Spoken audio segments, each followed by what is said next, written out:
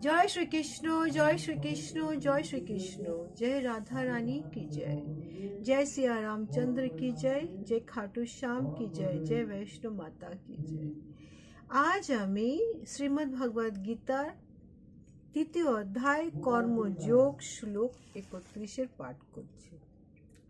যে মে मतम इदम नित्यम अनुष्ठिति मानवः श्रद्धावन्तेः अनुसेयतः मुच्यन्तेः ते अपि हि कर्माभिः।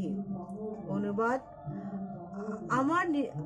আমার নির্দেশ অনুসারে যে সমস্ত মানুষ তাদের কর্তব্য কর্ম অনুষ্ঠান করেন এবং যারা শ্রদ্ধাবান, যারা মোহরহিত হয়ে এই উদ্দেশ্য অনুসরণ করেন, তারাই কর্মবন্ধন থেকে মুক্ত হতে পারে।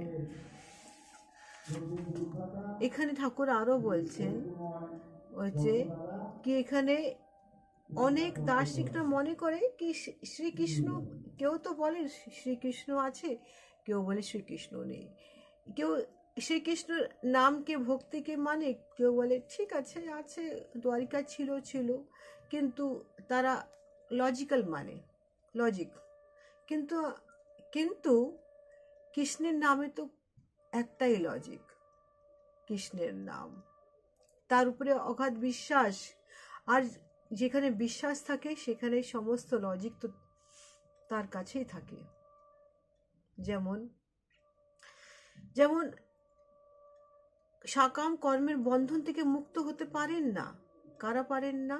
যারা গীতার মন উপলব্ধি করতে সক্ষম হবেন না।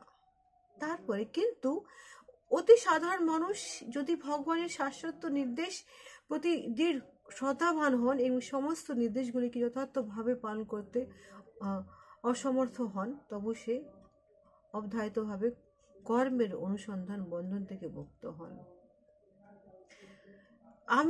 আমি মনে করি, আমি নিজের কথা নিজের অভিজ্ঞতাতে বলছি, কৃষ্ণকে আমিও মানি, সেটা আমি বলবো না কি না মানি সেটা না। কৃষ্ণের প্রতি আমার সত্যি বলতে কি মনে অতটা শ্রদ্ধা ভক্তি ছিল না।